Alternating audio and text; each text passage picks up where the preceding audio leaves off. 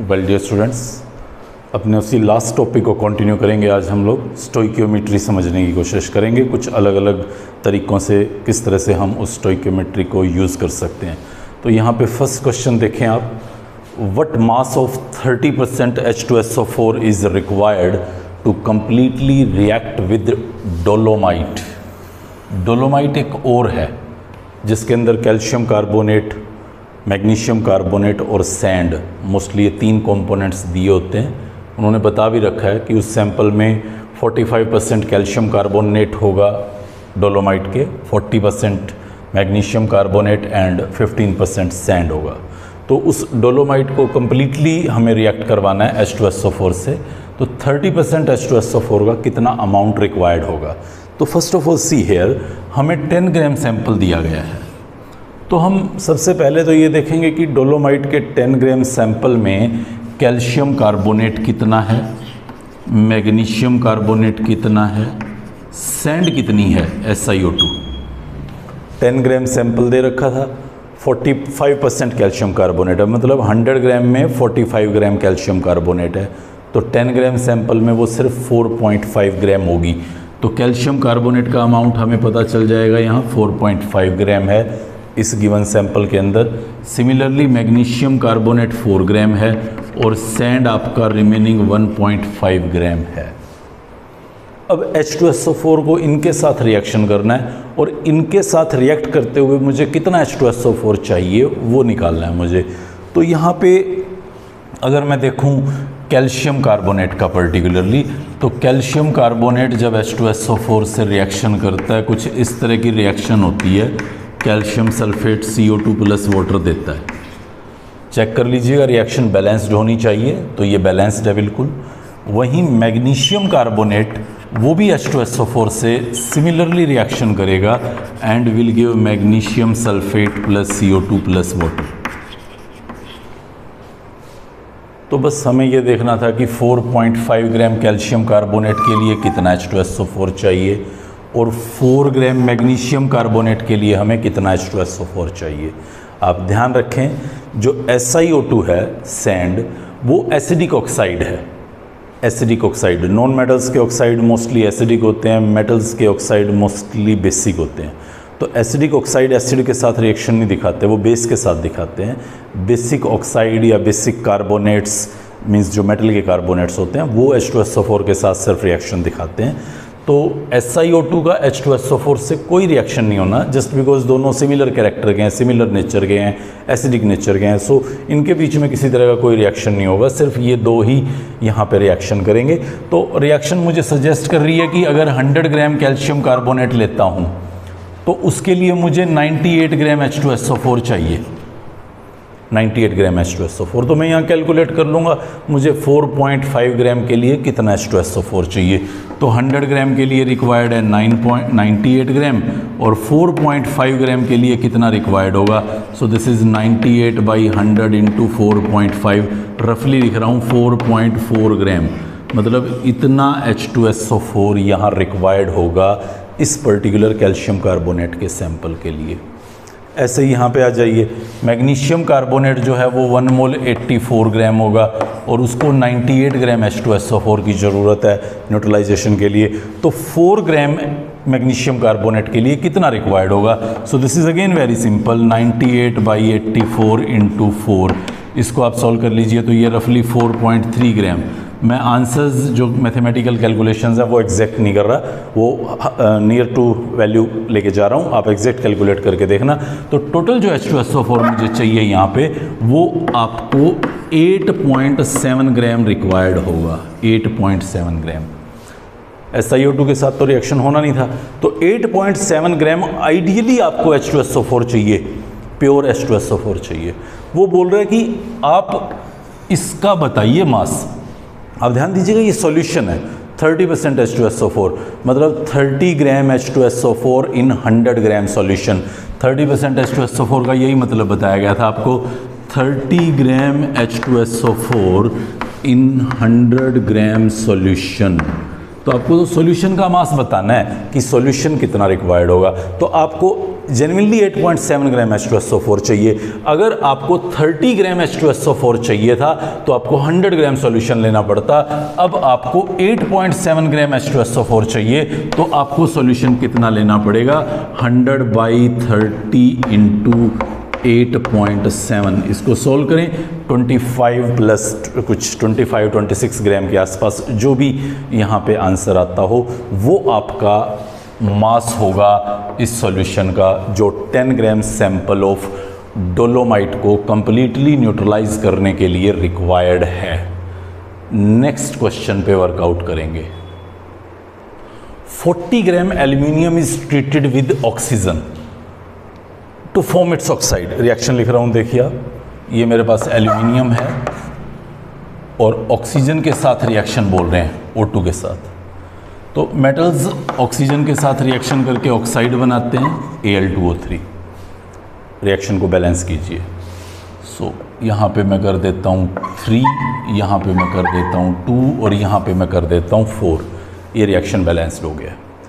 तो 4 मोल एल्यूमिनियम 3 मोल ऑक्सीजन से रिएक्शन करेगा। 4 मोल एल्यूमिनियम मीन्स 27 इंटू 4 ग्राम। 1 मोल एल्यूमिनियम 27 ग्राम होता है, तो 27 इंटू 4 ग्राम, एंड ये हो जाएगा आपका 32 इंटू 3 ग्राम। 1 मोल ऑक्सीजन 32 ग्राम होता है, तो 3 मोल 32 इंटू 3 ग्राम हो जाएगा। सो आपको यहाँ पे एल्यूमिनियम का अमाउंट बता रखा है 40 ग्राम और आपको यहाँ ऑक्सीजन का अमाउंट बता रखा है 35 ग्राम। तो लास्ट लेक्चर को याद करें, जब हमने स्टोइकियोमेट्रिकल क्लोज की थी आखिरी लेक्चर पे, तो वहाँ पे आपको बताया था कि जब भी 2 रिएक्टेंट्स की अमाउंट दी होती है तो you have to find out which one is the limiting reactant. 2 तरह के रिएक्टेंट होते हैं, एक लिमिटिंग, एक एक्सेस। अगर किसी एक रिएक्टेंट की अमाउंट नहीं बता रखी है तो हम लोग मान लेते हैं कि वो एक्सेस में, ज़्यादातर क्वेश्चंस में लिखा भी रहता है कि when 10 gram sodium is reacted with excess HCl, ऐसे करके लिखा रहता है। तो मतलब आप समझे 2 तरह के आपके रिएक्टेंट्स होते हैं, एक लिमिटिंग रिएक्टेंट होता है, एक एक्सेस रिएक्टेंट होता है। एक्सेस रिएक्टेंट कभी भी आपको प्रोडक्ट की अमाउंट नहीं बताएगा, हमेशा लिमिटिंग रिएक्टेंट डिसाइड करता है कि प्रोडक्ट कितना होगा। जैसे सपोज़ करो मेरे पास 50 कैप्स हैं, कैप जो पेन की कैप्स होती हैं, और 50 उसका बेस है पेन, मुझे दोनों को कनेक्ट करके मार्केट में सेल करना है। तो I need 50 caps and 50 base of that pain, तो सो दैट मैं उन दोनों को कंबाइन करूं और 50 पेन्स को सेल कर पाऊं। सो अगर मान लीजिए मेरे पास 40 कैप्स हों और 50 पेन के बेस हों, तो मैं सिर्फ 40 पेन्स ही प्रिपेयर करके मार्केट में सेल कर सकता हूं। जो प्रोडक्ट है जो मैं फाइनली सेल कर पाऊंगा पेन्स को, वो डिसाइड करता है कि कैप्स क्योंकि कम हैं, 40 हैं, तो आपका प्रोडक्शन मींस पेन्स भी 40 ही सेल हो पाएंगे। हमेशा जो कम अमाउंट में आपके पास रिएक्टेंट है वो डिसाइड करेगा कि प्रोडक्ट कितना बनता है।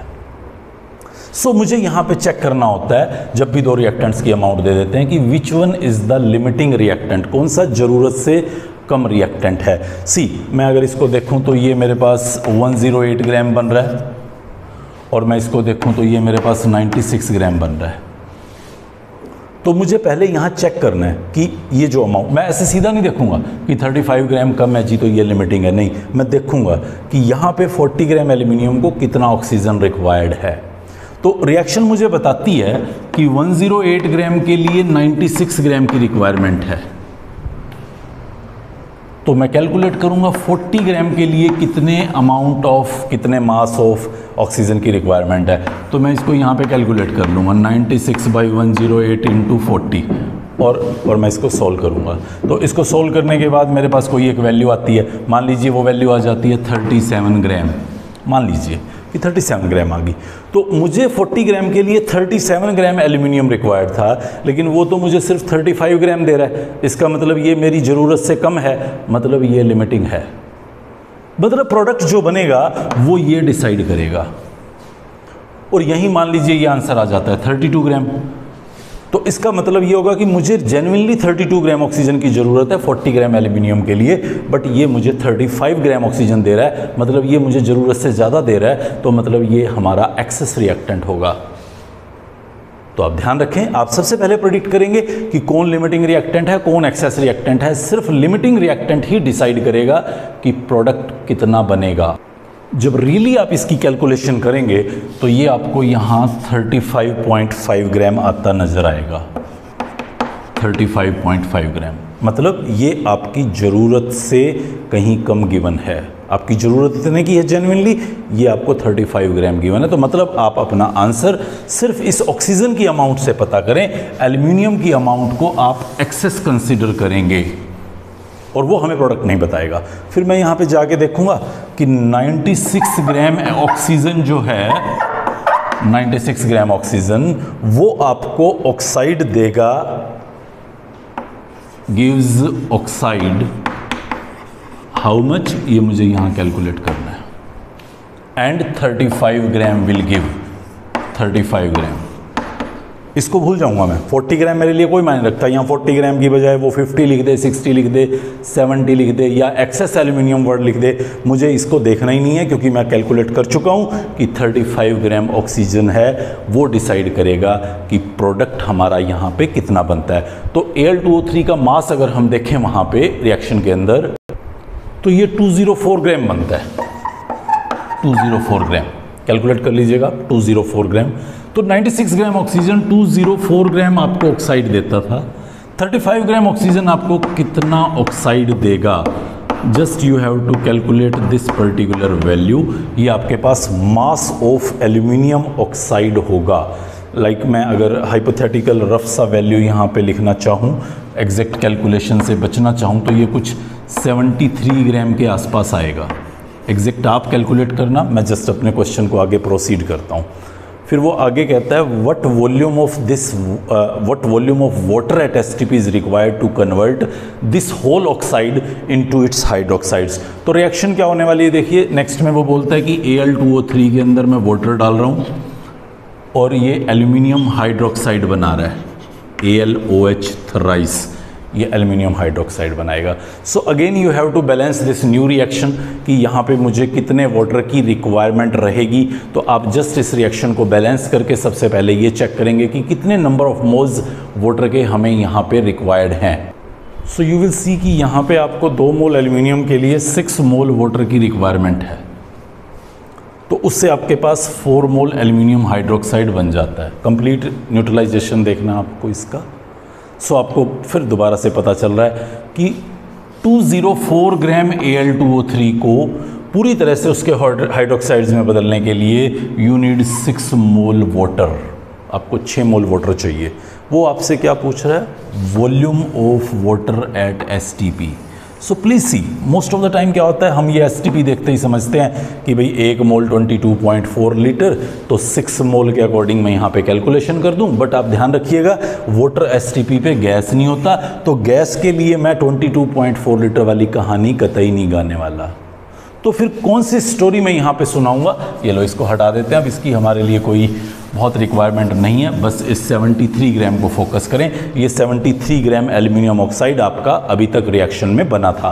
सो 204 gram aluminium oxide, 204 gram aluminium oxide, उसको कितना H2S वाटर रिक्वायर्ड है? So you will see it 18.6 gram. 18.6 gram water आपको इस 204 ग्राम एल्यूमिनियम ऑक्साइड के लिए रिक्वायर्ड है। Let me solve here. ये 108 ग्राम हो गया। मैं मास निकाल रहा हूँ, वॉल्यूम मुझसे पूछ रहा है, कोई बात नहीं। एक बार 73 ग्राम के लिए कितना वाटर रिक्वायर्ड होगा? So this is 108 by 204 into 73। I will solve it and will find approx 35 gram. Exact मैं फिर बता रहा हूँ, मैथमेटिकल कैलकुलेशंस पे नहीं जा रहा, आप कैलकुलेट करके देखते रहना। 35 ग्राम वाटर रिक्वायर्ड है। वो मुझसे वॉल्यूम पूछता था, मुझे पता है वाटर की डेंसिटी 1 ग्राम पर ml होती है और मास वॉल्यूम का रिलेशन मुझे पता है। So I can write 35 gram that is equal to 35 millilitre. तो 35 millilitre will be my answer. जो यहाँ वाटर का रिक्वायरमेंट रहेगा उस पूरे के पूरे एल्यूमिनियम ऑक्साइड को कंप्लीटली उसके हाइड्रोक्साइड में बदलने के लिए। नेक्स्ट क्वेश्चन देखें, what volume of hydrogen at STP is required to prepare 10 litre ammonia at STP by Haber's process. तो ये नया वर्ड है आप लोगों के लिए। हैबर्स प्रोसेस क्या होता है? एक्चुअली इंडस्ट्री में अमोनिया को बनाने की एक रिएक्शन है बहुत ही सिंपल रिएक्शन है, हालांकि वो N2 + 3H2 ये दो गैसेस हम लेते हैं और इससे अमोनिया गैस फॉर्म करते हैं। तो आपसे वो पूछ रहा है कि 10 लीटर अमोनिया हमें बनाना है, 10 लीटर अमोनिया, तो उसके लिए कितना वॉल्यूम ऑफ हाइड्रोजन रिक्वायर्ड होगा। तो वैसे तो आपको दिख रहा है 1 mole nitrogen means 22.4 litre at STP, 3 mole hydrogen मतलब 67.2 लीटर एट STP, और 2 मोल अमोनिया मतलब 44.8 लीटर अमोनिया एट STP। ये आपको सब रिएक्शन के अंदर दिख रहा था। आप बहुत इजीली कैलकुलेट कर सकते हैं कि 44.8 लीटर को रिक्वायरमेंट है 67.2 लीटर हाइड्रोजन की, तो 10 लीटर अमोनिया को कितनी रिक्वायरमेंट होगी। 44.8 लीटर को रिक्वायरमेंट है 67.2 लीटर की, तो 10 लीटर को कितने वॉल्यूम्स की रिक्वायरमेंट हो सकती है वो आप यहाँ बहुत ही आसानी से कैलकुलेट करके अपने आंसर को रिपोर्ट कर सकते हैं।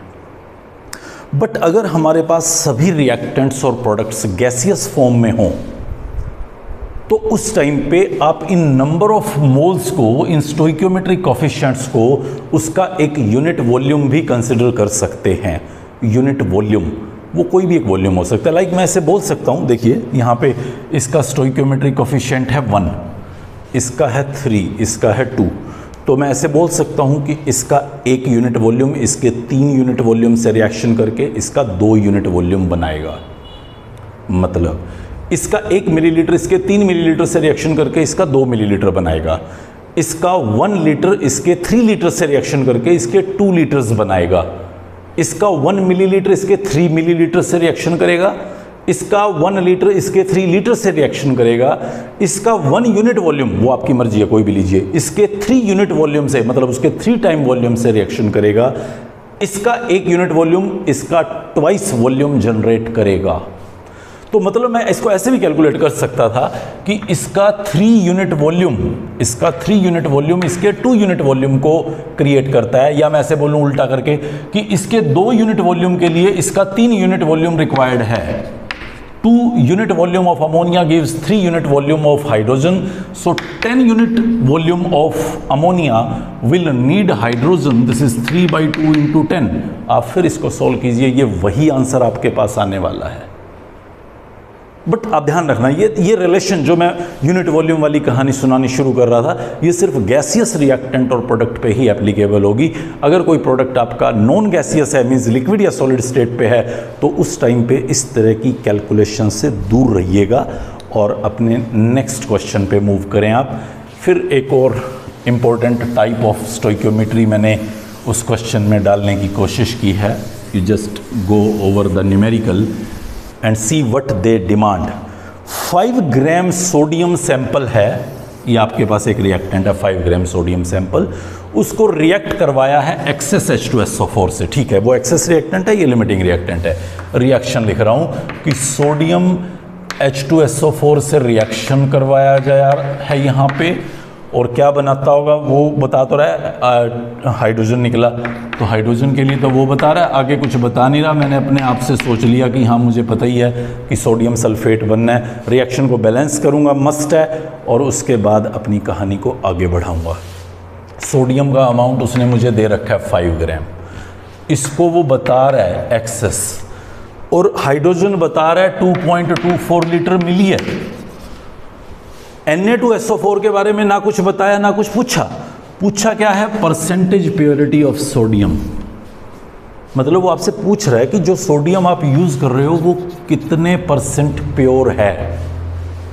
मतलब हो सकता है 5 ग्राम ना हो, वो कुछ कम हो, तो ठीक है, मैं फॉर द टाइम बिंग भूल जाता हूं कि मुझे ये पता है। जिसकी भी, जब भी किसी कंपोनेंट की परसेंटेज प्योरिटी आपको निकालने के लिए बोला जा रहा है और उसकी अमाउंट गिवन है, आप उसकी अमाउंट को थोड़ी देर के लिए साइड में रखिए और आप देखिए कि जो आपको प्रोडक्ट उसने बताया है वो प्रोडक्ट कितने ग्राम सोडियम से बना होगा। चलिए देखते हैं। रिएक्शन बताती है 46 ग्राम सोडियम 22.4 लीटर देगा एसटीपी पे। ये बात रिएक्शन बता रही है कि इसके 2 मोल इसका 1 मोल देते हैं, मतलब इसका 46 ग्राम इसका 22.4 लीटर देता है एसटीपी पे। एसटीपी पे ही पूछ रखा था उसने, कहीं मेंशन्ड है ना? हाँ मेंशन्ड है, एसटीपी पे बोल रखा है, तो एसटीपी पे ही होता है 1 मोल 22.4 लीटर। तो 2.24 लीटर के लिए कितना सोडियम रिक्वायर्ड था उसको, जो मुझे मिला हाइड्रोजन उस रिएक्शन के अंदर, उस 2.24 ग्राम हाइड्रोजन के लिए कितना सोडियम रिक्वायर्ड था। बहुत आसान है भाई, बहुत आसान। 22.4 लीटर के लिए तो 46 ग्राम रिक्वायर्ड था, तो 2.24 के लिए कितना रिक्वायर्ड होगा? 4.6 ग्राम। इसका क्या मतलब है, जब इतना हाइड्रोजन बना तो इस हाइड्रोजन के लिए तो बस यही सोडियम था, यही सोडियम रिक्वायर्ड था। आपने 5 ग्राम सैंपल डाला हुआ है, इसका मतलब ये 5 ग्राम नहीं है, मिलावटी है। इसमें रियली 4.6 ग्राम ही सोडियम है, बाकी 0.4 ग्राम क्या है मुझे नहीं पता। बाकी 0.4 ग्राम क्या है, मिट्टी है या वटएवर कोई और अननोन चीज़ है, अनडिजायरेबल चीज़ है, बट वो डेफिनेटली सोडियम तो यहाँ पे नहीं है। सो मैं ऐसा बोलूँगा कि 5 ग्राम सैंपल मैंने डाला, उसमें रियली सोडियम कितना है? 4.6 ग्राम। तो अगर 100 ग्राम मैंने डाला होता तो उसमें रियली सोडियम कितना होता? 4.6/5 मल्टीप्लाइड बाई 100। तो आप इसको सॉल्व करें, 92%। मतलब उस 100 ग्राम सैंपल में सिर्फ 92 ग्राम सोडियम मिला होता। इसका मतलब 92% ये सैंपल जो आप यूज़ कर रहे हो वो प्योर है। तो इस तरह के कुछ क्वेश्चंस अगर आपको दिखते हैं परसेंटेज प्योरिटी कैलकुलेट करने के, तो आप इस तरह से उसे कैलकुलेट कर पाएंगे। एक और टाइप ऑफ न्यूमेरिकल देखिए आप, जो स्टोइकियोमेट्री में यूज़ होता है। 1 ग्राम मिक्सचर है आपके पास इन 2 चीज़ों का। जब भी आपके सामने किसी न्यूमेरिकल के अंदर मिक्सचर्स गिवन हैं, 2 या ज़्यादा कंपोनेंट्स के, जनरली 2 कंपोनेंट गिवन होते हैं, तो हम एक की अमाउंट कुछ भी कंसिडर कर सकते हैं, ए या एक्स ग्राम। तो जैसे मैं यहाँ पे वही करने वाला हूँ। मान लो मैंने ऐसा मान लिया कि ये जो मिक्सचर गिवन था मुझे, इसके अंदर सपोज़ करें सोडियम कार्बोनेट जो है वो x ग्राम है, तो सोडियम बाइकार्बोनेट क्या होगा? बहुत ही सिंपल, वो 1 - x ग्राम हो जाएगा। 1 ग्राम दे रखा था मुझे। फिर वो कहते हैं कि इक्वी मोलर अमाउंट है दोनों की, equi molar amount. Equi molar का मतलब सेम नंबर ऑफ मोल्स। तो मैं नंबर ऑफ मोल्स अगर निकालूं सोडियम कार्बोनेट के, तो ये हो जाएंगे x/106 और ये हो जाएगा 1 - x/84। मोलर मास से उनके मास को डिवाइड कर दिया, तो वो यहाँ पे कुछ ऐसा कह रहा है कि x/106 और 1 - x/84 वो इक्वल है। तो बस ठीक है, यहाँ से मैं x की अमाउंट कैलकुलेट कर लेता हूँ, वो मेरे पास सोडियम कार्बोनेट आ जाएगा। जैसे मैं मान लेता हूँ वो आ गया 0.54 ग्राम, जो एग्जैक्ट है आप देखना। तो 0.54 ग्राम मेरे पास मिक्सचर के अंदर सोडियम कार्बोनेट हो जाएगा, और 0.46 ग्राम जो होगा वो मेरे पास सोडियम बाइकार्बोनेट हो जाएगा। तो मैंने एक काम तो कर लिया कि 1 ग्राम मिक्सचर में ये दोनों कितने हैं वो पता कर लिया। अब मुझे ये देखना है कि कितना HCl रियली मुझे चाहिए इनको न्यूट्रलाइज करने के लिए। मुझे उसी HCl का मास वो बोल रहे हैं कि कैलकुलेट करो। तो मैं यहाँ दोनों की HCl के साथ रिएक्शन देख लेता हूँ कि दोनों HCl के साथ कैसे रिएक्शन करते हैं। तो सी हेयर Na2CO3 जब HCl से रिएक्शन करता है, तो ये तो आपकी दिक्कत अभी दूर नहीं कर पाऊँगा मैं कि क्या प्रोडक्ट हैं, वो आपको ध्यान ही रखने पड़ेंगे। तो रिएक्शन को जब आप बैलेंस करेंगे तो आपको साफ पता चल जाएगा कि 1 मोल सोडियम कार्बोनेट 2 मोल HCl से रिएक्शन करता है। सिमिलरली सोडियम बाइकार्बोनेट का भी आप HCl से रिएक्शन देख लेंगे, तो उसकी रिएक्शन का प्रेडिक्शन जब आप करेंगे तो आपको फिर वहाँ पे भी पता चल जाएगा कि इसका 1 मोल इसके 1 मोल से ही रिएक्शन करता है। मतलब इसका 84 ग्राम इसके 1 मोल से रिएक्शन करता है। मुझे मास ऑफ HCl निकालना था। 1 मोल होता है 106 ग्राम और इसका 2 मोल होता है 73 ग्राम। तो मतलब 106 ग्राम 73 ग्राम से रिएक्शन करता है। तो आपके पास उस सैंपल में तो सिर्फ 0.54 ग्राम था, तो उसके लिए कितना HCl रिक्वायर्ड होगा? 73/106 × 0.45, इसको आप सॉल्व कीजिए। ये कोई एक पर्टिकुलर वैल्यू आएगी, लेट मी राइट हियर ए ग्राम। अब मैं यहाँ चला जाता हूँ, 84 gram sodium bicarbonate, 84 gram sodium bicarbonate, उसको HCl कितना चाहिए, 36.5 ग्राम। वो यहाँ पता चल रहा है आपके पास 0.46 ग्राम सोडियम कार्बोनेट था, तो उसके लिए HCl की कितनी रिक्वायरमेंट होगी, आप इसको सोल्व कीजिए। लेट मी से इट बी ग्राम। तो मुझे दोनों मिक्सचर के कंपोनेंट्स में कितना कितना मास रिक्वायर्ड था वो पता चल गया। A ग्राम HCl इसके लिए चाहिए, B इसके लिए चाहिए, सिंपली A प्लस बी आप कर दीजिए, तो वो A प्लस बी करते ही आपके पास टोटल मास ऑफ HCl होगा जो यहाँ रिक्वायर्ड होगा इस मिक्सचर को, इस मिक्सचर ऑफ सोडियम बाइकार्बोनेट और सोडियम कार्बोनेट को कम्प्लीटली न्यूट्रलाइज करने के लिए। और अब धीरे धीरे जो स्टोइकियोमेट्री की कॉम्प्लेक्सिटी है वो ऐसे ही बढ़ती चली जाएगी। हाँ, मैं ये तो नहीं कहना चाहता कि हम लोग फर्स्ट चैप्टर में पूरी स्टोइकियोमेट्री कर लेंगे। स्टोइकियोमेट्री करने के लिए हमें थर्मोडायनेमिक्स में चैप्टर नंबर 6 में जाना पड़ेगा। थर्मोडायनेमिक्स को और ज़्यादा डिटेल में पढ़ने के लिए हमें रेडॉक्स रिएक्शन का एक चैप्टर आता है, आई थिंक 8th चैप्टर है, तो उसके अंदर जाना पड़ेगा, वहाँ फिर घूम के आएगी। बट जितनी भी हम लोग स्टोइकियोमेट्री समझ पाएंगे मैक्सिमम, मीन्स रिएक्शंस हमें क्या क्या इन्फॉर्मेशन देती हैं, और उसके लिए अभी लॉट ऑफ पार्ट बाकी है यहाँ इस हिस्से के अंदर। नेक्स्ट लेक्चर के अंदर आपको बताऊंगा कि इसी स्टोइकियोमेट्री को किस तरह से फर्दर आगे यूज़ कर रहे हैं। हम लोग कुछ मिक्सचर्स पे काम करेंगे सबसे पहले, देन सॉल्यूशंस की मोलैरिटी नॉर्मेलिटी से रिलेटेड स्टोइकियोमेट्री, और इससे रिलेटेड कुछ और न्यूमेरिकल्स पे मैं यहाँ पे आपके साथ प्रैक्टिस कराऊंगा स्टोइकियोमेट्री की। टिल दैट आप टॉपिक में क्वेश्चंस जो गिवन है बुक्स के अंदर उनके ऊपर वर्कआउट करने की कोशिश करें। Good bye.